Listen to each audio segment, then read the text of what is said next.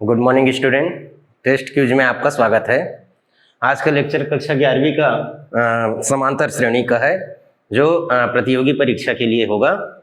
इसमें समांतर श्रेणी के बारे में आप जानते हैं कि ऐसा कोई श्रेणी जिसमें सक्सेसिव पद, आगे आने वाला पद पीछे के पद से कुछ जोड़ने या घटाने पर प्राप्त होता है, उस संख्या को सर्वांतर भी कहते हैं। जैसे समांतर श्रेणी को हम a plus D, a plus 2d ऐसा करके दर्शा सकते हैं। इसमें प्रथम पद a है और d सर्वांतर है। उदाहरण के तौर पे जैसे 4, 9, 14, इसमें 5 ऐड हो रहा है, सर्वांतर 5 हो गया और प्रथम पद 4 हो गया। और इसके लिए जो फार्मूला यूज होता है nth टर्म जो होता है a plus n-1 into D होता है। इसको आप स्कूल लेवल में पढ़ चुके हैं। और इनका योगफल, n पदों का योगफल n/2 2a plus n-1 into D होता है, या ये ऐसा भी होता है n/2 a plus l, first term plus last term, ऐसे करके भी योगफल होता है। अब इसका कंपटीशन लेवल में कुछ हार्ड क्वेश्चन के लिए हम इसका उपयोग करते हैं। जैसे हम एक प्रश्न लेते हैं कि 1 से 100 तक 2 या 5 से विभाज्य संख्याओं का योगफल हमको ज्ञात करना है। तो 2 से विभाज्य संख्याएं हैं वो 2, 4, 6, 8, 10, 12 ऐसे करके चलेगा। 5 से विभाज्य संख्याएं 5, 10, 15, 20 ऐसे चलेगा। तो दो या बोल दिया है तो ये थोड़ा लंबा क्वेश्चन हो गया। कोई एक रहता तो बहुत जल्दी बन जाता है। या बोला है तो इसमें क्या है कि 10 जो है, 20 है, 30 है, वो दोनों में शामिल हो जा रहा है, 2 में भी और 5 में भी। इसलिए ये हम क्या करेंगे कि दोनों का पहले निकाल लेंगे, लेकिन इसमें भी शामिल हो जाएगा और इसमें भी, तो उसको एक बार माइनस कर देंगे। तो हम लिखते हैं इससे 2 से विभाज्य संख्याएं 2 धन 4 धन 6 ऐसे करके 100 तक, प्लस 5 से विभाज्य संख्याएं लिख देंगे 5 धन 10 धन 15, ये 100 तक। और फिर हमको माइनस करना होगा जो दोनों में है, 10 धन 20 धन 30, ये सब जो दोनों के टेबल में आते हैं 100 तक। तो इस श्रेणी का प्रथम पद a है और सर्वांतर 2 है। प्रथम पद और सर्वांतर भी 2 है। पदों की संख्या इसको इससे भाग देकर निकाला जा सकता है। इसमें 20 पद होंगे, इसमें 50 पद होंगे। 100 से 2 को भाग देंगे तो 50 पद। तो ये n/2 फार्मूला को लगाएंगे तो 50/2 2 into 2 2a plus n-1 means 50-1 into d means 2, plus इसमें 5 से इसको डिवाइड करेंगे तो 20 आएगा। तो पदों की संख्या 20 हो गया। 20/2 2 into 5 2a plus n-1 20-1 into d means इसमें d 5 है, माइनस इसमें पदों की संख्या 10 होगा। तो 10/2 10 into 2 plus 10-1 into d means 10। इसका सर्वांतर 10 है।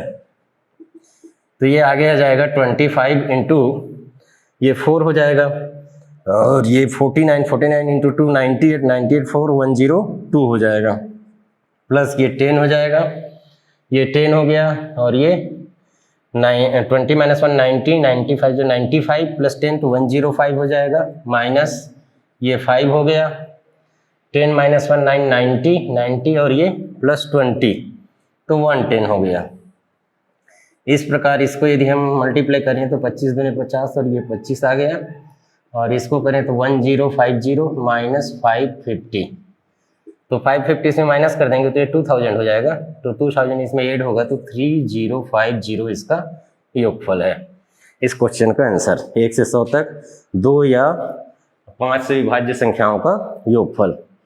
आगे हम देखते हैं इसमें समांतर श्रेणी में एक इंटरेस्टिंग रिजल्ट होता है। इसको प्रूव भी किया जा सकता है, कर सकते हैं आप अपने लेवल में, कि समांतर श्रेणी में कुछ जो सर्वांतर है वो ये माइनस वगैरह भी हो सकता है। किसी समांतर श्रेणी के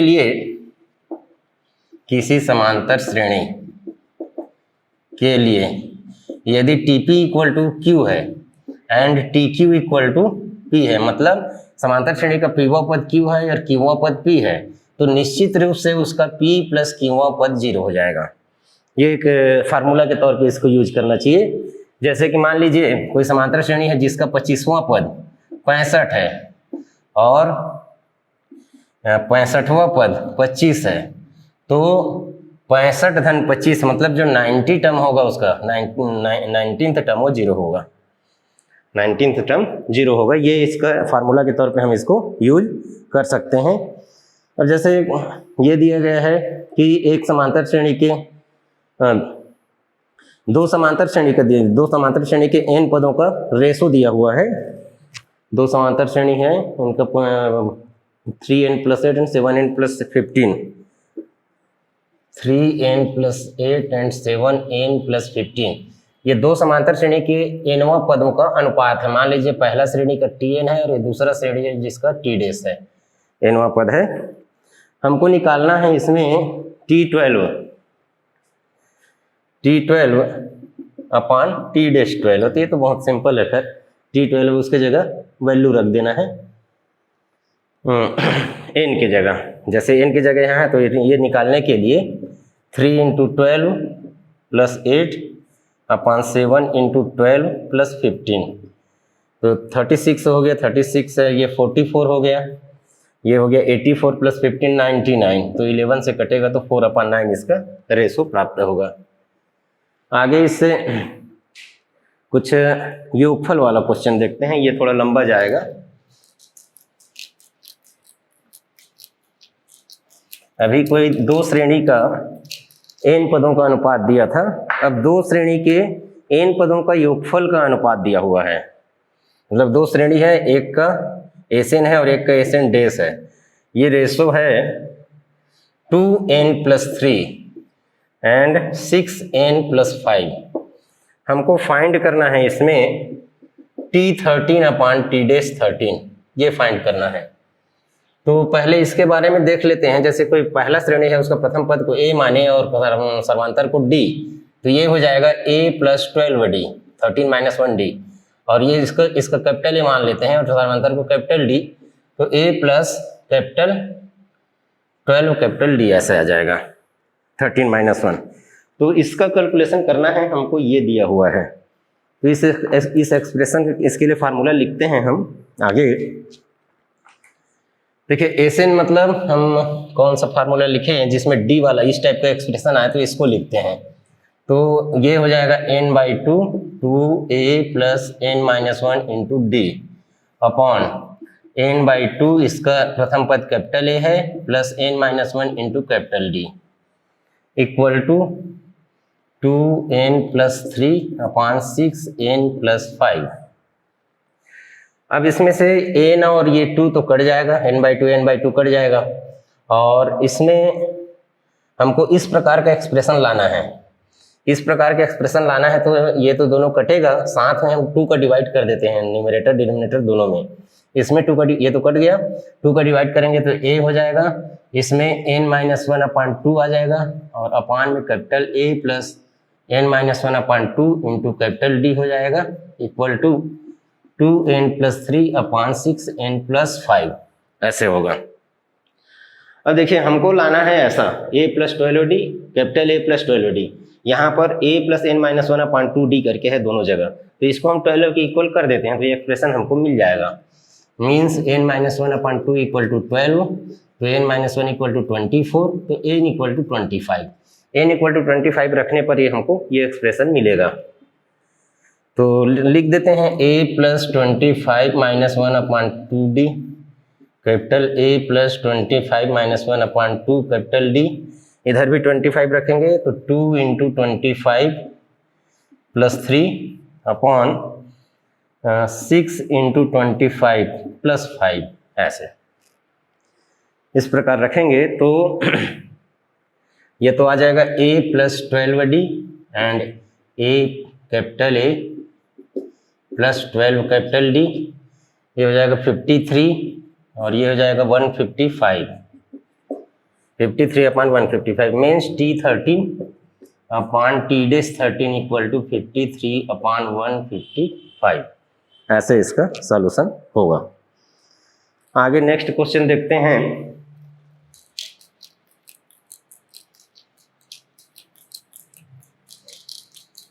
समांतर श्रेणी में जैसे कोई m नंबर का टर्म्स है, और इधर जा करके इसका के पद आगे ले लेते हैं ए एम प्लस के, और इसके उतना ही पीछे चले जाते हैं, मतलब ए एम माइनस के। तो इस समांतर श्रेणी में क्या होगा, इन दोनों का औसत निकालेंगे तो इसके बराबर होगा हमेशा। इसको कैलकुलेशन भी किया जा सकता है कि किसी संख्या से उतना ही आगे और किसी संख्या से उतना ही पीछे संख्या को यदि औसत लेंगे M M minus K plus M A M plus K upon 2, तो ये ए एम के इक्वल आएगा। इसका प्रथम पद को ए मान लेते हैं, सर्वांतर को डी मान लेते हैं, तो ये हो जाएगा ए प्लस एम माइनस के माइनस 1 इंटू डी, और ये हो जाएगा ए प्लस एम प्लस के माइनस 1 इंटू डी अपान 2। तो इसमें से डी कॉमन ले लेते हैं, ये 2 हो गया, एम माइनस के माइनस 1 प्लस एम प्लस के माइनस 1 इंटू डी, तो प्लस के माइनस के से कट गया, ये 2m माइनस 2 आएगा अपान 2, तो 2m minus 2 into D upon 2, ऊपर से 2 कॉमन ले लेंगे तो ये a plus M minus 1 into D upon 2, 2 से 2 कट गया, ये a के बराबर आ गया, am के बराबर आ गया, a plus M minus 1 into D. तो इसका जैसे न्यूमेरिकल एप्लीकेशन भी देख सकते हैं कि जैसे बोला गया है कि कोई श्रेणी है जिसमें 25वां पद उसका 84 है, तो 33वां पद और 17वें पद का औसत क्या होगा, ऐसा यदि बोलता है, तो ये 25 से 8 आगे है और ये 25 से 8 पीछे है, इसलिए 25 ही आएगा इसका औसत। ऐसे करके क्वेश्चन को बनाया जा सकता है जो इजी होगा। नेक्स्ट देखते हैं, नेक्स्ट है लॉगरिथम पर हमने कुछ दिन पहले लेक्चर दिया हुआ है, उसी पर लॉग के आधार पे कुछ क्वेश्चन बना हुआ है। तो लॉग आपको हर क्षेत्र में आते जाएगा, हर चैप्टर में। ये 1 है, फिर लॉग है, बेस 9 है, 3 इंटू 1 माइनस एक्स प्लस 2, और तीसरा है लॉग 3।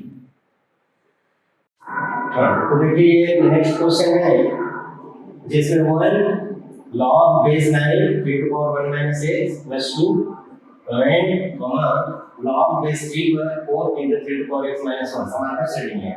तो इनसे कमान क्या होगा ये हमको जानना है। तो समांतर 3 बोले कि समांतर श्रेणी में बीच वाला समांतर मान होगा, मतलब इन दोनों का प्लस पार्ट 2 करने के लिए आएगा, या 20 प्लस 20 इक्वल टू 2 टाइम्स ही आएगा। ऐसे करके सॉल्व कर सकते हैं। तो जैसे ये 2 times 2 times 9 3 into 1 minus x plus 2 equal to 1 plus log base 3 4 into 3 power x minus 1, ऐसा होगा इसका रिजल्ट। अब क्या है, देखिए हम लॉग का फार्मूला जो बताए थे 1 को तो ये बेस 3 पे है, बेस 3 की लॉग 3 लिख सकते हैं। तो लॉग का फार्मूला इस चैप्टर में बताया, लॉग a बेस a पर 1 होता है, और log a power n base में m है पावर, तो ऊपर का पावर ऊपर में, बेस का पावर नीचे में आता है। ऐसे ये फार्मूला हमने बताया था। इस आधार पे ये 3 स्क्वायर है, तो 3 का स्क्वायर को हम यहां लिख सकते हैं 1/2 करके ऐसे, और ये 3 हो जाएगा 3 और 1 minus x plus 2। इसको लिख सकते हैं log 3 बेस 3 पे log 3 4 into 3 power x minus 1, ये 2 कट गया, log base 3 पर 3 to power 1 minus x plus 2 equal to log 3 log a plus log b equal to log a into b का formula लगाएंगे तो 3 into 4 into 3 to power x minus 1 ऐसे। तो ये आ गया, तो log हटा देंगे दोनों साइड से, 3 to power 1 minus x plus 2 equal to 3 into 4 into 3 to power x minus 1 ऐसे होगा। अब इसमें पावर का मदद कर देते हैं, ये 3 to power 1 upon 3 to power x ऐसे हो जाएगा, plus 2 equal to 12 into 3 to power x and minus 3 ऐसे हो जाएगा। ऐसा फिर 3 to power x से सभी मल्टीप्लाई करने हैं, तो 3 plus 2 into 3 to power x equal to 12 into 3 to power 2x, 3 to power x multiply होगा तो minus 3 to power 3 to power x का 3 into 3 to power x ऐसे करके हो जाएगा। अब ये सब फॉर्म उधर जाते हैं तो ये 12 3 to power 2x और ये दोनों एक जैसे तो -5 into 3 to power x and -3 into 0 तो इसमें क्या है 3 to power x को यदि y लेंगे तो ये y का स्क्वायर हो जाएगा 12y स्क्वायर -5y -3 into 0। अब इसको नेगेटिव स्प्लिटिंग से या फिर सूत्र से इसका वैल्यू निकाला जा सकता है। जैसे -36 आ रही है -5 तो इसको 9 और 4 में 9 4 से 36 होता है, इन दोनों को प्रोडक्ट -36 है और ये वाला -9y + 4y ऐसे लिखा जा सकता है। इन दोनों में से 3y यदि हम कॉमन लेते हैं तो ये 4y - 3 हो जाएगा, इसमें से 1 कॉमन लेंगे तो 4y - 3 हो जाएगा इक्वल 0। अब 4y - 3 दोनों में से कॉमन लेंगे तो 3y + 1 इक्वल 0। तो दोनों को बारी बारी से लेते हैं 4y - 3 equal 0 means y equal 3 और y 4 और y हमने लिया था 3 to power x equal to 3 to power 4 दोनों तरफ लॉग लेते हैं बेस 3 के log 3/4 बेस 3 तो एक से सामने आ जाएगा तो log 3 बेस 3 पर 1 हो जाएगा। अब इसको log a - b लिख सकते हैं log a - log 3 बेस 3 के माइनस log 4 बेस 3 के तो ये हो जाएगा log 3 बेस 3 पर 1 हो जाएगा और ये log 4 बेस 3 पर ये x की वैल्यू होगा। और सेकंड वैल्यू यदि देखो हम 3y + 1 इक्वल 0 y इक्वल -1/3 या 3 to power x इक्वल -1/3 ये पॉसिबल नहीं है, इसलिए 3 पे कोई भी पावर करेंगे तो माइनस तो नहीं आएगा, 3 का कुछ भी पावर करेंगे तो वो पॉसिबल नहीं है। x की वैल्यू ये है। नेक्स्ट देखते हैं हम नेक्स्ट क्वेश्चन।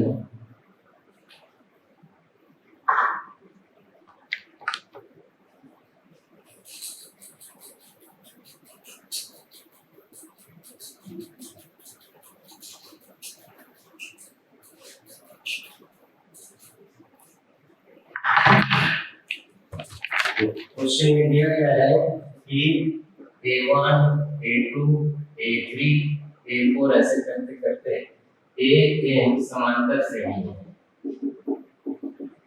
श्रेणी है तो हमको मान निकालना है 1/√a1 + √a2 plus 1/√a2 + √a3 plus 1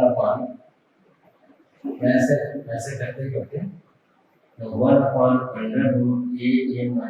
+ √a equal क्या है ये जानना है। तो इसको बनाने के लिए इसका समान देखिए यहाँ a1 a2 है यहाँ a2 a3 है तो इनके बीच में जो कंडीशन है ये है कि a2 - a1 करेंगे तो वो d के बराबर होगा, a2 - a3 करेंगे तो इसका समांतर d के बराबर होगा, इसलिए इसको हम परिमेयकरण कर देते हैं। अगर ऊपर नीचे √a2 - √a1 का मल्टीप्लाई करेंगे तो नीचे a² - b² इसको माइनस मिलेगा तो a² - b² मतलब a2 - a1 आएगा। इसमें √a3 - √a2 करेंगे रैशनलाइज करेंगे तो b² - b² में रूट कट जाएगा a3 - a2 ऐसे करते करते यहाँ पे भी होगा √a - √an - 1 upon an - an - 1 तो ये सब d के बराबर हो जाएगा नीचे जो है। इसको आगे हम लिख सकते हैं √d √a2 - √a1 plus √a3 - √a2 plus √a4 - √a3 ऐसे करते करते √an - √an - 1 तो देखिए इसमें a2 है इससे कट जाएगा, a3 इससे कट जाएगा, a4 भी आगे जाकर कट जाएगा, मतलब ये इसके दाहिने वाले से कट जाएगा, ये बचेगा और ये बचेगा तो ये इक्वल हो जाएगा 1/d √an - √a1। अब इसको फिर रूट हटाने के लिए हम इसे रैशनलाइज कर देते हैं under root A N plus under root A one, under root A N plus under root A one.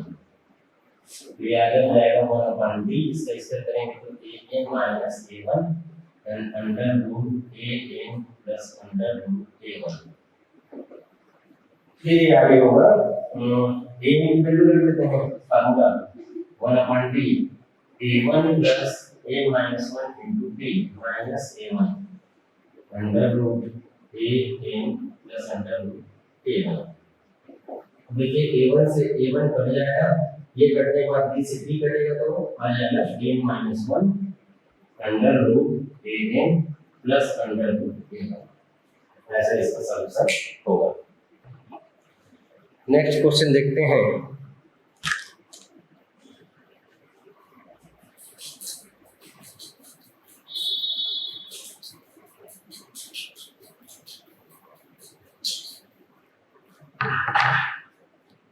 Next question है 20 19:1/3, 20 19:1/3, 18:2/3।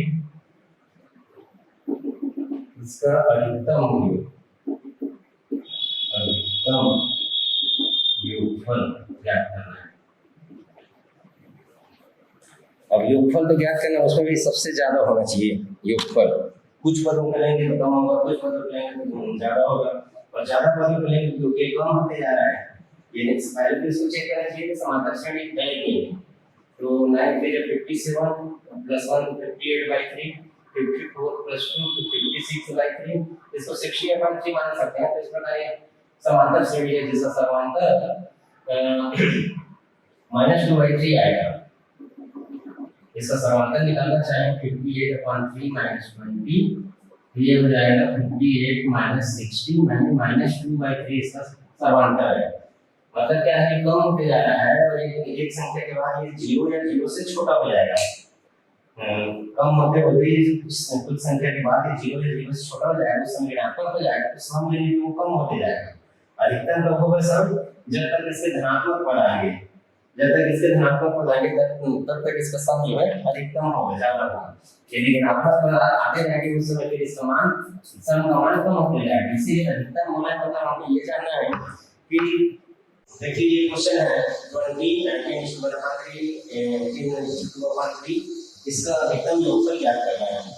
तो इसको सबसे पहले हम फ्रैक्शन में बदलते हैं, इस फ्रैक्शन को 20 58/3 56/3 ऐसा करके होगा। और इसका यदि हम समांतर निकालना चाहें तो 58/3 - 20 करेंगे तो 58 - 60/3 तो -2/3। मतलब क्या है कि ये संख्या बारी-बारी से कम होते जा रही है। एक स्थिति ऐसे आएगा कि ये संख्या जो है शून्य से छोटा हो जाएगा, यानी ऋणात्मक हो जाएगा। उस समय योगफल निकालेंगे तो कम हो जाएगा। पहले इसका योगफल पदों की संख्या बढ़ाते जाएंगे तो योगफल बढ़ेगा, लेकिन जब पदों की संख्या इतना बढ़ा देंगे उसमें ऋणात्मक संख्या आने लगेगी, उस समय इसका योगफल कम होने लगेगा। तो हमको ये सबसे पहले देखना है कि इसके जो कौन सा पद है, किस पद के बाद ये क्या है ऋण हो जाएगा, उसको जानना है। तो हम इसका Tn निकालते हैं। Tn = a + n - 1 × d means 20 + n - 1 × -2/3। और ये पद क्या है, 0 से बड़ा या बराबर होना चाहिए। यहाँ तक हमको समझना है, हमको इन तक समझ लेना है, जबकि Tn 0 से बड़ा या बराबर होना चाहिए, 0 से छोटा नहीं होना चाहिए। तो इसका आगे हम कैलकुलेशन करेंगे। तो 20 बड़ा या बराबर है n - 1 2/3 हो जाएगा। ये माइनस करके इसको उधर शामिल कर दिए तो 20 × 3/2 बड़ा या बराबर है n - 1 ट्रांसफर कर दिए तो ये हो जाएगा 10 30 30 > n - 1 या 30 + 1 > n या n > 30। मतलब n को 30 से छोटा या 30 के बराबर होना चाहिए। तो अधिकतम योगफल ज्ञात करने के लिए हम S31 निकाल देते हैं। इसका S31 = 31/2 2a × 20 + 30 - 1 × -2/3। ये हो जाएगा 31/2, ये हो गया 40 प्लस ये 31 माइनस है ये 31 इस तरह से आएगा -20 हो जाएगा। तो 31/2 20 3 310 इसका अधिकतम योगफल है। अधिकतम योगफल 3 होगा इसका। आगे हम देखते हैं फिर नेक्स्ट क्वेश्चन।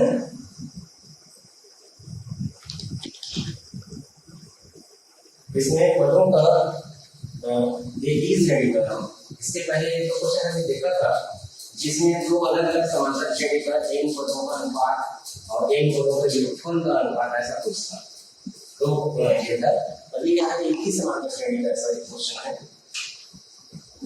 एक समांतर श्रेणी है, इसमें m और n पदों का योगफल का अनुपात n² है। तो हमको इसके m और n पदों के अनुपात को जानना है, ये निकालना है। तो देखिए इसमें सबसे पहले तो इसका फार्मूला लिख लेते हैं। प्रथम पद a मान लेंगे, समांतर को b मान लेंगे। ये हो जाएगा m/2 2a + m - 1 × a, और ये हो जाएगा m/2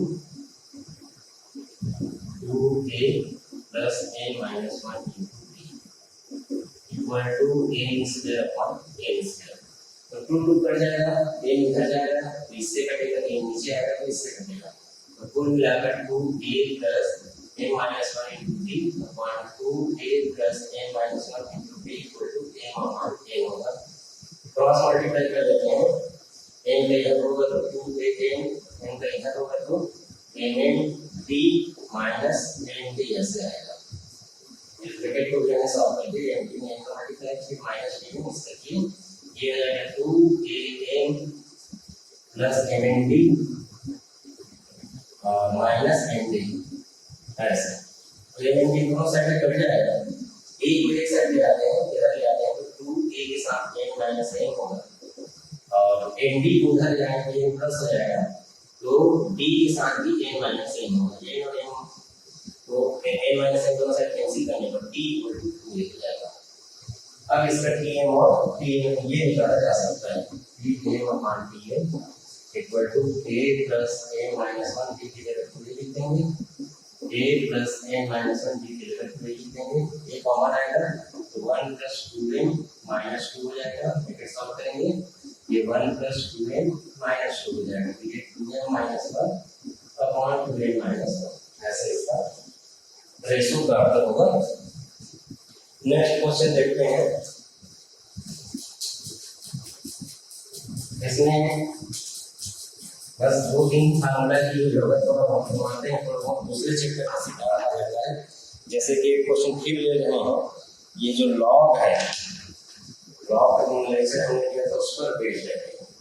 लॉग x यहाँ है बेस में √3 प्लस log x आपकी बात बेस में 3 का 4 मूल है, ऐसे 4 मूल 3 पावर 1/4 इसका मतलब है, प्लस log x आपकी बात बेस में 3 का 6 मूल है, छठवां। ऐसे करते करते लास्ट में log x है और यहाँ पर 3 का 16 मूल 16वां मूल है इक्वल टू 36। तो x की वैल्यू निकालना है, x क्या होगा। अब इसमें लॉग का फार्मूला फिर लगेगा। सबसे पहले क्या होगा कि जो यहाँ पर 1/, लिख देते हैं तो ज्यादा अच्छा है। मतलब ये है कि एक फार्मूला जो लॉग पर हमने बनाया, सबका बेस को सेम करने के लिए log a बेस b पर equal to 1/log b base a change कर देते हैं। तो ये हो जाएगा 1/log √3 base x plus 1/log 3 power 1/4 base x plus 1/log 3 power 1/6 base x पर। ऐसे करते करते 1/log 3 पावर 1/6 बेस x तो ऐसे आ जाएगा इक्वल टू 36। अब इसको हम क्या करते हैं, ये पावर तो सामने में आता है कि 1/2 यहाँ 1/4 यहाँ 1/6 ऐसे आगे जाएगा। 1/2 log 3 base x पर 1/4 log 3 base x पर 1/6 अपॉन में ऐसे आएगा अपॉन में फिर अपॉन ऐसे 1/6 log 3 base x पर इक्वल 1/16 log 3 base x पर इक्वल टू 36। अब सभी में से ये कॉमन ले लेते हैं 1/log 3 base x पर अब ये 1/2 ऊपर चला जाएगा 4 ऊपर चला जाएगा 2 4 6 ऐसे करते करते ये 16 तक जाएगा इक्वल टू 36। इसको फिर बदल देते हैं, नीचे से ऊपर ले जाएंगे तो ये हो जाएगा log x base 3 पर हो जाएगा और इसका योगफल ले लेते हैं कितना होगा पर इसमें पदों की संख्या जो तो इम्पोर्टेंट 8 होगा तो 8/2 2 into 2 plus 8 minus 1 into 2 equal to 36। तो आगे हो जाएगा ये 4 हो गया, ये 7 14 7 और 14 और 18 और 18 4 आ जाएगा। यहाँ पे लेते हैं log 8 base 3 पर into 4 into 18 equal to 36। ये 72 हो गया log 8 base 3 पर 36/72 equal to 1/2।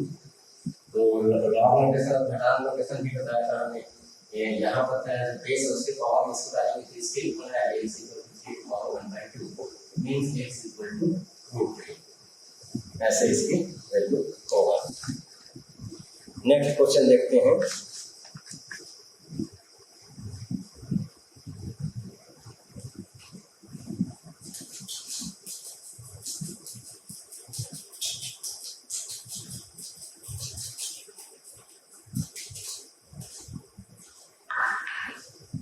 नेक्स्ट क्वेश्चन है a1 a2 an plus 1 1 से n plus 1 तक है, n plus 1 हो गया पदों की संख्या समांतर श्रेणी में, ये समांतर श्रेणी में है तो हमको निकालना है 1/a1 a2 plus 1/a2 a3 plus 1/a3 a4 ऐसे करते करते 1/an plus 1 इसकी वैल्यू निकालना है। तो इसमें भी क्या करते हैं हम, जब ऐसा देता है तो उसके समांतर श्रेणी में है तो उसका समांतर त्रुटि मान लेते हैं, समांतर त्रुटि मान लेते हैं और ऊपर नीचे गुणा कर देते हैं। तो जो नीचे में गुणा करेंगे उसको यहाँ रख देते हैं, जो ऊपर में गुणा करेंगे उसको सबको ऐसे लिख देते हैं a1 a2 plus d/a2 a3 plus d/a3 a4 ऐसे करते करते d/an plus 1। अब d को हम क्या लिख सकते हैं a2 minus a1 upon a1 a2। इस d को a3 minus a2 लिख देते हैं, d तो सबका डिफरेंस का a जैसे रहता है a2 a3, इसको a4 minus a3 लिख देते हैं तो a3 a4 लास्ट को an minus an plus 1 minus an लिख देते हैं अपॉन an plus 1 ऐसे। तो ये हो जाएगा 1/b 1/b हो जाएगा। y बाय से डिवाइड करते हैं, इसमें डिवाइड करेंगे तो बचेगा 1/a1 आएगा और माइनस 1/a2 यहाँ आ जाएगा प्लस 1/a2 माइनस 1/a3 तो कटेगा प्लस 1/a3 माइनस 1/a4 ऐसे करते करते यहाँ पर आ जाएगा 1/a माइनस 1/an plus 1। तो देख सकते हो ये कंटिन्यू करता है, ये ऐसे करते जाएंगे, ऐसे ये भी कर जाएगा, ये बचेगा 1/b equal to 1/a1 minus 1/an plus 1 ऐसे है। इसका एलसीएम सॉल्व कर देते हैं 1/b an plus 1 minus a1 plus a1 into an plus 1। अब an plus 1 की वैल्यू रख देते हैं 1/d, ये हो जाएगा an plus 1 मतलब a1 plus n plus 1 minus 1 into t minus a1 minus a1 आएगा, तो ये हो जाएगा an plus 1 and a1, तो a1 से a1 कटेगा फिर किसी की कटेगा तो a का n upon an plus 1 and a1 इसकी वैल्यू होगी। ठीक है, आगे फिर देखते हैं इसी प्रकार का एक क्वेश्चन और है।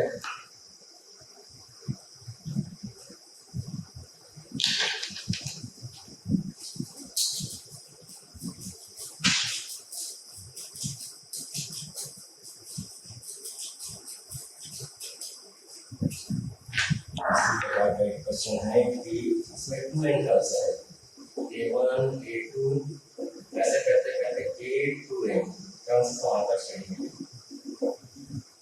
तो हमको वैल्यू निकालना है a1 square minus a2 square plus a3 square minus a4 square, ऐसे करते करते जो विषम ऑर्डर के जो टर्म्स है वो प्लस में है a2n minus 1 square minus a2n square, इसकी वैल्यू निकालना है। तो इसको हम फैक्टर कर देते हैं, जैसे a1 square minus a2 square, इसको लिख देते हैं a1 plus a2 and a1 minus a2, इन दोनों को एक साथ लेंगे तो ये हो जाएगा a3 plus a4 and a3 minus a4, ऐसे करते करते ये हो जाएगा a2n minus 1 plus a2n and a2n plus 1 minus a2n। तो देखिए अब a2 minus a1 नहीं होता है, लेकिन यहाँ a1 minus a2 है, यहाँ पर भी a4 minus a3 नहीं है, a3 minus a4 है, तो सब माइनस d के इक्वल हो जाएगा समांतर। यदि d है तो माइनस d कॉमन ले लेंगे, माइनस d कॉमन ले लेंगे तो यहाँ से a1 plus a2 आया और यहाँ से a3 plus a4 आया और ऐसे आगे आगे आएगा यहाँ a2n minus 1 plus a2n, पूरे श्रेणी का योगफल मिल गया, पूरे श्रेणी का योगफल मिल गया। यहाँ पर लेकिन b को हमको निकालना पड़ेगा, पदों की संख्या 2n है तो माइनस d, तो ये फार्मूला को लगा लेते हैं, लास्ट में पता है इसलिए, तो पदों की संख्या 2n है तो 2n by 2 a1 plus a2n ऐसे करके आ जाएगा। तो टू कर लिया, अब d की वैल्यू पुट करने के लिए हम इसका फार्मूला ले लेते हैं, ये a इक्वल है, मान लो हम लगा देते हैं a2n equal to a1 plus 2n minus 1 into d, तो a2n minus a1 upon 2n minus 1 equal to d आएगा। पहले a1 को ट्रांसफर कर दिए, फिर 2n माइनस 1 को ट्रांसफर करेंगे तो अपॉन में आएगा। तो इस प्रकार a इक्वल यहाँ आगे हो जाएगा माइनस d है, फिर तो माइनस आएगा, माइनस आएगा a2n minus a2n minus a1 upon 2n minus 1, ये d की जगह आ गया, फिर अपने पास है a2n प्लस a1, तो ये आगे आ जाएगा minus a2n square minus a plus b minus b को मल्टीप्लाई करेंगे साथ में तो माइनस का अंदर ले जाएंगे तो a1 square minus a2n square upon 2n minus, ये इसकी वैल्यू है।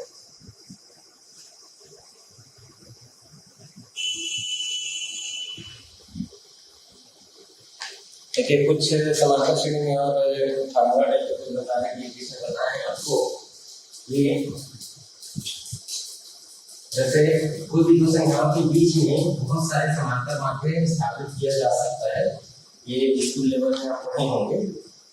ये जैसे a और b के बीच a और b के मध्य n समांतर मात्रा है और इसका यदि हम योगफल लेते हैं a और b के बीच में समांतर मात्रा है और उनका पर योगफल यदि निकालेंगे तो ये बराबर होगा ए और बी के औसत के बराबर। ये फार्मूला के तौर पे ये योगफल है तो ये इसका n गुना होगा। ए और बी के मध्य n समांतर माध्य दोनों का योगफल ए और बी के समांतर माध्य का n गुना होगा। ये फार्मूला के तौर पे यूज कर सकते हैं। ऐसे जैसे ये क्वेश्चन है A B C D E F समांतर श्रेणी में है तो e माइनस सी का मान होगा। इसमें दिया हुआ है फर्स्ट ऑप्शन दिया हुआ है सी माइनस ए 2c माइनस ए। सेकंड ऑप्शन दिया हुआ है 2a minus b। Third option दिया हुआ है 2b minus c and fourth option है d minus c।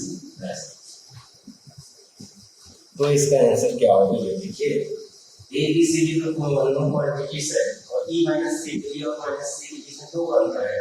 A B minus ए करेंगे तो डी आएगा, सी माइनस डी करेंगे तो डी आएगा, डी माइनस सी करेंगे तो डी आएगा, ई माइनस डी करेंगे तो डी आएगा। दो का डिफरेंस तो सी ई माइनस सी करेंगे तो 2d आएगा यानी कॉमन डिफरेंस 2d। इसमें d है तो वेक्टर भी मान सकते हो जैसे c minus d equal to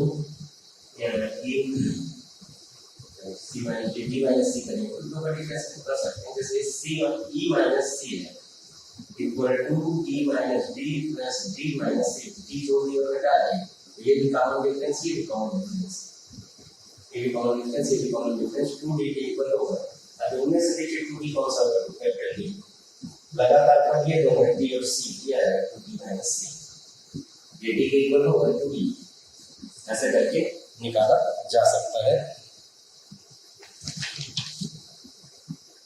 next question है ये थोड़ा सा वाल्मीकि से फार्मूला यूज होता है लेकिन देख लीजिए बाद में आप इसको समझ सकते हैं फार्मूला से। इसमें दिया हुआ है x y z समांतर श्रेणी में है, x y z समांतर श्रेणी में है और उसके बाद ये भी दिया हुआ है tan inverse x tan inverse y and tan inverse z भी समांतर श्रेणी। तो x y z के बीच में संबंध निकालना है,